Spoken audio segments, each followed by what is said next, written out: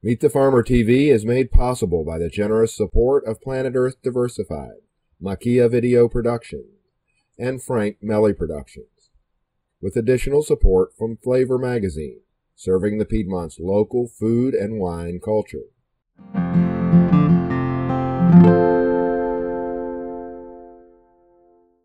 Here we are at the University of Virginia in Charlottesville. We're standing in front of the rotunda, and we're going to have a talk with Brent Behringer. He's the district manager for Aramark, the contractor that provides student meals for some 8,500 students here at the University of Virginia. They produce 70,000 meals a week, and they have made an effort to get local food.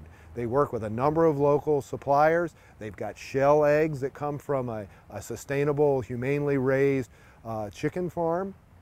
And they're looking in all sorts of ways. They've eliminated trays in the cafeterias. They've taken styrofoam out. They have a special composting system with a local farm where post-consumer waste as well as kitchen waste goes to be composted at Panorama Pay Dirt Farm. So we will have a great conversation, lots of information, and we'll have several follow-on programs coming from this information where we're going to deal with the President's Committee on Sustainability and how it's affecting everything here at UVA and the food systems. So there's some exciting new information coming. Is there any opportunity for some sort of partnering where a farm would come in and say, okay, let's figure out what we've got to do to invest and actually be able to deliver you every day through a greenhouse operation, say a sustainable hydroponic lettuce or something that you could have constantly? How would that work? So what kind of possibility is there for that kind of real joint venture as a test case, like for the cafe you're talking about? I think it's very realistic, and I think what we've seen in trying to go through this is what happens with a lot of us is we end up into the process too late. So the farmer has grown what they thought was the best thing to grow, and we've written our menus over in a completely different vacuum, serving what we think is what's going to be the best thing.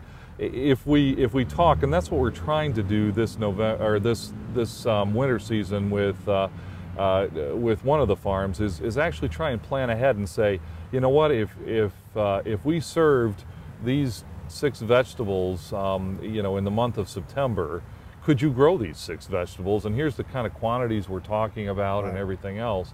And I think there's a way to do it. I'm not sure if we're smart enough to do it yet, but I think there's a way to do it, and that's what we really need to work on. It's the planning and talking stage, because again, when you go back to the model that we have in agriculture, we as the consumers and the users of the food have gotten so far from the land that I can plan a menu with strawberries 52 weeks a year. Right. I don't have to think about... And probably have Cisco deliver them cheaper than you could buy them locally. It's very possible, and as long as I don't worry about price, I can get whatever I want any week of the year, because somewhere in the world it's growing, for the American table. So it's very hard and to take a step back and actually stop and think, what would we have eaten 100 years ago during this particular time? And so I know when you talk to... What would Jefferson have had? What would Jefferson have had? And I know when you talk to Tim Beatley, he'll talk about their local... yeah, but they never got that done. He wanted that so badly. That's only happening now. Right, exactly. But I know Tim Beatley with his local Thanksgiving and things that the students have put together through the architecture school, and try and bring people back and say, this is what would have been available. And actually it's pretty good, and there's nothing wrong with it. Now, I'm never going to get to a point on a college campus to be able to say, you know what, there are no tomatoes except in season.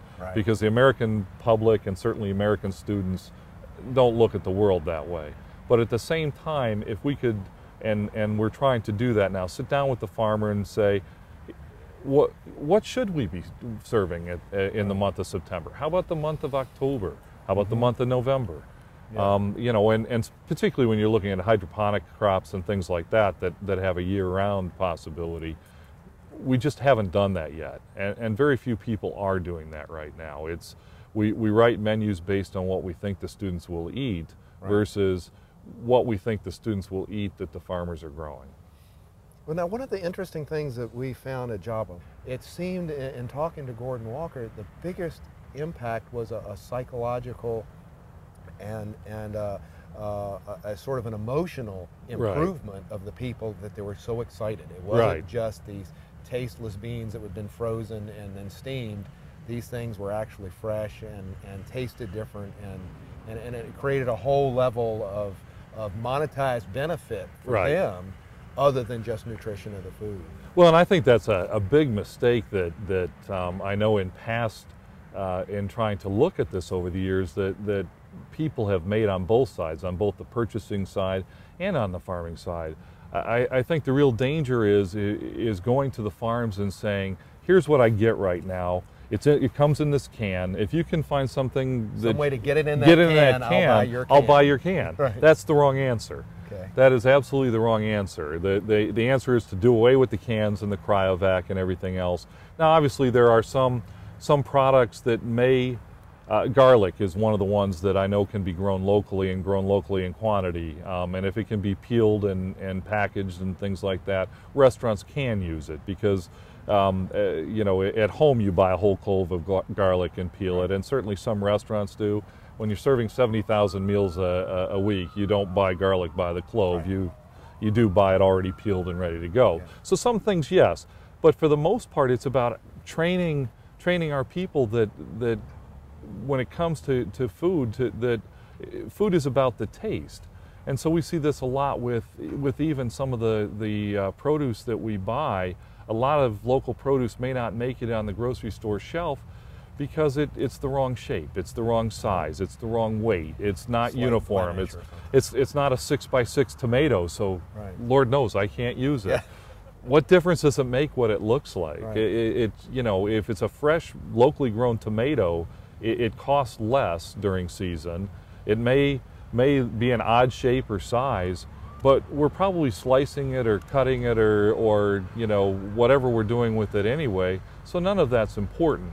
And so really what we're trying to do at the restaurant level, at the culinary level, is retrain both our purchasers and our users that a green bell pepper is not always exactly the same shape, and you know what, that's okay. They are when they come from Holland. Right, exactly. Because they eat all the ones that aren't. Right, all the ones that aren't. And so that's really, I think, you know, you bring up a very good point, that it's not about getting the local farmers to conform to what we're already doing. It's finding a system that works for the farmers to get what they are good at growing into the system, and then changing the mindsets of both the culinary talent that we have in this area and the customers, that you know, there's a better way to do this, and as you saw at Java, that the end customers are so much happier. The product tastes better. You know, studies are showing that the nutrition is probably better. They know many of the people that they serve are connected to the community and to the land, so they're excited to know that their neighbor grew this. I mean, it's just a whole bunch of benefits that we just have to break the system apart and not try and recreate what we already have. So are you and UVA and Aramark actually trying to monetize some of these additional benefits? I mean, clearly you've got a contract, and UVA could go somewhere else, and tomorrow. So the students aren't happy. So there's and certainly in this economic situation, you want to hold on to the business you've got. Absolutely. And so if you have to make, you know, more expensive choices, but it does have this benefit of people are pleased with it, and it's not just something to put on the plate that meets the food groups and meets the nutrition requirements. So there really is some sort of monetization of how this benefit is of going through all these unusual steps. Well, and there is, and we try and get at it a couple of different ways. One is some of the things we talked about earlier, where if we can force the cost of unnecessary things downward. So if we can not use trays and save money on utilities and use that to buy things that are more important to the students. The other piece is to continue to not just raise the price on the students that we currently have, but attract more students into it. Most of the students here, other than the first years who come to University of Virginia, are required to have a meal plan. Only the first years are required to have. Everyone else, it's a choice. And so our goal every year is to have more people on meal plans. An economy of scale. Absolutely. And so we've seen that over the last 6 years. We've actually got almost 2,500 more students on meal plans today than we had 6 years ago, from a voluntary standpoint. And how many students do you have? Do you know? We have about 8,500 students on meal plans out of an undergraduate population of about 13,500. Okay. So we have a great deal of students on meal plans. And of those students, over half of them are voluntary. They have chosen to have a meal plan, right, and could drop their meal plan or not buy one next year. So it's very important for us to understand what it is they're looking for, which again goes back to the green dining approach and and everything else that's happened is student driven, because ultimately if we connect well with what the students are actually looking for, hopefully we'll have another 200 people on meal plans again next year to help support whatever the next venture is. Do you think, so we've gone over a number of things of how to sort of modify the supply chain, the way of buying, the way farms and growers might bring stuff to you. I think when I was a student here in the late 70s, I don't think anything came local. No, probably not. There was, nothing. Right. So there's been a change there that is even open to it happening. But do you think the university would be open to the other side of the spectrum, where they actually partnered with, took their departments and said, all right, let's do some at the coal plant. Jefferson designed this whole steam system. There's steam tunnels all around the university. There's a lot of effort going into pollution control over there, but there's waste heat. Right. And it's just pumped up into the sky. If they built a greenhouse to, say, grow lettuce and use that waste heat and had it part of the school program, had well, there's not really an agriculture. And that's going to be the big problem there, is there is no architecture school right. could do the design, and the students could go in there, and then this could be a system that did all of those food safety steps and actually got that lettuce to you. There are a couple of projects actually through various classes looking at things like that. One of the residential colleges, Hereford College, actually does have a small garden plot and actually grows herbs and things for us that we use in their banquets. Again, it gets to be a volume thing. They have a few hundred square feet, and the basil that they grow, and they grow quite a lot of it, makes pesto for one night for one dining room. Right. So it is, it's all about quantities. But I know that UVA does have a research farm. They do, and they've got two. They've got a lot of land facilities out on I can't remember what it's called on this direction, and then the one out 29. Yeah, out in Morven Farms, and yeah, they've got a lot of land. They've got student groups that right now are looking at, looking at garden plots on grounds to try and do some things with that. One of their goals is actually to grow it for the food bank, which it makes it a little simpler and a little less complex. But there is certainly land. There's certainly interest in doing things like that. And the architecture school, having one of the few programs in sustainable architecture and things like that, would be a prime source to actually do those things. Do you think the university would be open to a substantial different approach of actually trying to create the interactions and business models versus just slightly modifying supply chains? Yes, they've actually asked us to look at things like that. Now, obviously, like everything else, it comes down to money. Right. And resources, particularly at a time where state budgets and endowments and things weren't doing as well as they were a year ago. Well, so, and small farms have no access either. to money and credit. Right. So it's a tough time for everybody. So I certainly can't speak for the university and what they what they have to invest in resources, but they certainly have asked us to look at it and to find new ways to reach out to the community. Both for bringing a better quality food onto campus, but at the same time to help the farmers in the community, and be able to do some things like that as part of the outreach. All right, we've learned a lot from Brent Behringer here at University of Virginia, Standing in front of the rotunda now. Let's go to another location and we'll see the first student-sponsored and student-organized farmers market here at the University of Virginia. We're here at UVA at the first on-grounds farmers market, and I'm a part of the University Sustainability Committee, which is a committee on student council.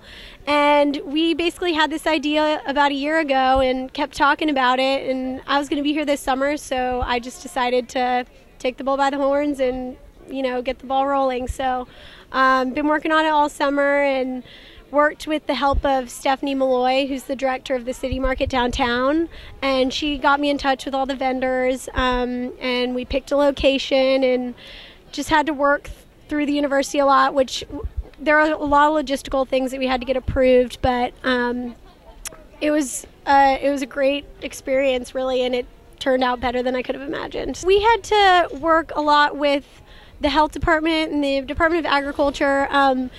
This event is different because it's not on government property like the city market was. That was on city property, so they don't have to deal with the permits because it's on their own property, whereas, so they're under the jurisdiction of the Department of Agriculture, whereas we had to deal with the health department in getting approval. And we also had to get that approval to get approval from the school in order to do this event. And we had to make sure there weren't people in the fire lanes and get approval for electricity and tents and, you know, basically everything that we have here. So it was a long process that I hadn't expected all of the hoops I had to jump through, but now I know. So if we ever want to do it again, it'll be a lot quicker. We have a few produce vendors that are farms here. We have Roundabout Farm that has actually a student CSA program that they just started. We have a bagel place, Carpe Donut, Simply Cheddar, which is my favorite cheese, and we have Planet Earth Diversified, and they came out with a ton of produce, which they're probably our biggest produce vendor here. So, and Eileen Stevens, who does cut flowers, and everyone has been a hit. So I think it was great to get a little bit of a diverse background, not just farms, not just cooked food. We wanted to get sort of a variety. Yeah, this is the very first time, and we've actually been asked today by both vendors and students if it was going to happen again, and so we got to start thinking about that, thinking if maybe we can do another one this fall, or if not, maybe in the spring when the city market starts up again. But all in all, we're hoping that this sort of helped the students learn about the city market downtown, and we'll start going down there.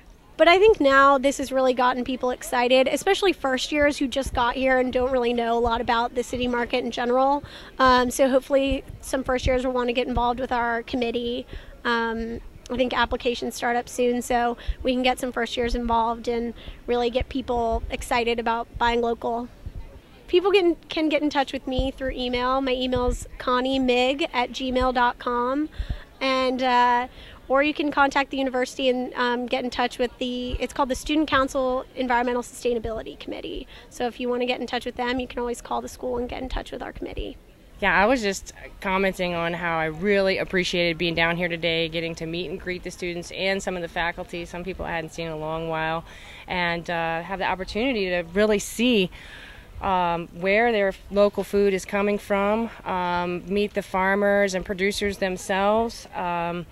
You know, it makes a big difference when you know where that tomato or that pepper is actually coming from in your community, and saves a lot of energy and gas and whatnot. So I thought, hey, you know, it'd be an important part of a survival handbook for students to know, where does their local food come from? Where do I get food that's going to be healthy for me and my community? So, you know, just having this sampling of farmers here today to just share with the students and say, hey, look, we're here, and we're here for you. So come see us at the Saturday market down on Water Street.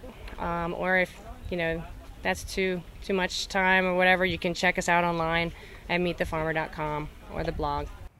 Now that you've seen the first farmers market here at the University of Virginia, let's go talk to Professor Tim Beatley. Well, I think for me, the really important aspect of local food is the ability to recommit to the places in which we live, the real places, the places that are inhabited by people, and people that in this day and age of global food, we don't know them, we don't have faces, we don't have names, they're anonymous.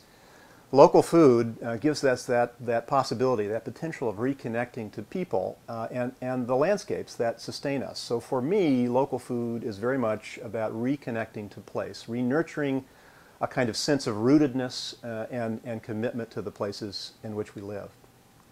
So here, it's hard to do that, of course, in this day and age, in this era of globalization and global food systems. And just a casual trip to the grocery store here, I've got some kind of randomly chosen items from a local grocery store. They're traveling a long distance, actually. I have a tomato from Mexico. I have a bell pepper from Canada. These are both things, of course, that we could be growing and do grow here in the Charlottesville region. And I have an apple from of all places, New Zealand. So when you think about what these fruit and vegetables represent, there's a huge energy footprint. There's a huge carbon footprint implication associated with moving this food around. And plus, you look at that tomato, and I know it's from Mexico, but I don't have any other information about it. I don't know how it was grown. I don't know the people involved in growing it. I don't know what sort of working conditions those people had on the farm it was grown on. I don't know how it was transported. It just sort of arrived magically in the grocery store. Local food is quite different, of course, and we hope actually that you know exactly where that food was grown, how it was grown. You have some confidence that it was grown responsibly, sustainably. You have a person, a face, a family to go along with that food, and the food is not being transported, of course, hundreds of miles, and in the case of this New Zealand apple, thousands of miles. We know it's healthier as a result of that, and most likely will be tasting better. I think about a tomato that's traveled hundreds of miles. Not sure that's the kind of food we want to be eating. There are few small cities that are doing as much, I think, as Charlottesville is. There is a community here that has an interest in environment more generally and living more sustainably. And that certainly applies to the interest in local food. We have a very vibrant farmers market. We have a lot of folks who are buying food directly from farmers or participating in community-supported agriculture, CSAs. We have institutions like the University of Virginia that have declared commitments to buy as much as they can from local producers. So this is an unusual place in many respects. We are leading, and we're becoming ever more interested in supporting local producers, local farmers, and pursuing a whole range of sustainability ideas and initiatives. So local food is part of the story here. We are a community that supports energy conservation and green building and protecting green infrastructure and bicycling and a whole variety of green and sustainable ideas and strategies. Things that other communities are doing as well, but for a relatively small city, we're really leading the way. So food is really at the forefront of that innovation as well. Citizens can really make a difference. We talk a lot about the notion of citizenship, actually, and we tend to define it, we have historically defined it very narrowly to involve things like voting and paying one's taxes, obeying the law. Those are all important things to do. But citizenship in this day and age of climate change and fossil fuels and the whole variety of challenges we're facing environmentally, socially, economically, citizenship really has to be redefined. And citizenship is in large part about thinking more conscientiously, more consciously actually, about the decisions that we make, every decision we make, and including the food that we buy. So when you walk into that grocery store, we often don't have the full spectrum of choices that we need. We often don't have the ability to choose a local food product, but increasingly we do. And so you've got to be thinking about that. When you go into that grocery store, do you choose the the bell pepper from Canada, or do you choose to support a local farmer, a local product? We are in the heart of apple producing countries, and a country, of course, and it seems like an odd thing to a lot of us that we would be buying apples all the way from New Zealand. So there are many opportunities in our daily lives to make choices, to make decisions that support the local economy, support the local environment, and help address things like climate change and energy independence. So citizenship has to be rethought, redefined, re-envisioned, expanded in some important ways. Citizenship is also about thinking about how we spend our money, and we vote in the conventional ways of going in and voting for a particular candidate in a voting booth, but we also have the ability and should exercise our vote through where we spend our money and how we spend our money. So going into that grocery store and spending your money to support a local farmer, it's a kind of voting. It's voting, certainly voting with your dollar, voting with your income. Joining a CSA is also a form of citizenship in my view. Finding any opportunities to support that local produce, that local farmer, that local farm family that actually very much needs that income, and we very much need that ability to grow food locally. So this is very much about supporting the larger community, supporting the sense in which this community will be resilient in the face of declining global oil supplies and all the other sort of challenges we're facing. Increasingly, those of us who teach in urban planning and architecture understand that food production, local food production, is an important part of what we've got to think about in terms of what a community needs, in terms of its infrastructure. And so in addition to the sort of conventional forms of infrastructure that we think of, streets and sewer systems and lighting and all those sort of things that cities need, we also need to be thinking about food.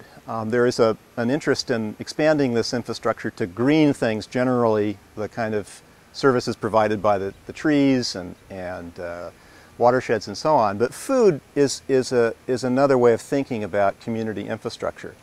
And we need that infrastructure, and supporting local food is about sending dollars, supporting the economics of local food production, ensuring that local food production infrastructure will still be around.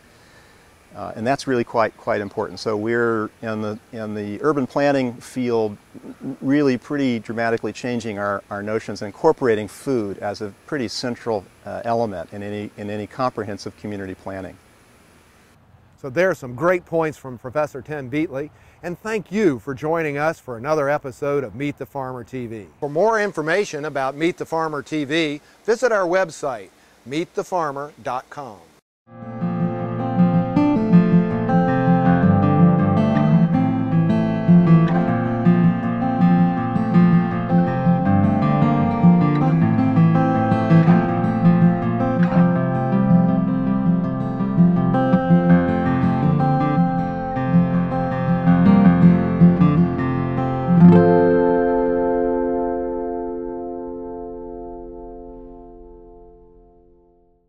Meet the Farmer TV has been made possible by the generous support of Planet Earth Diversified,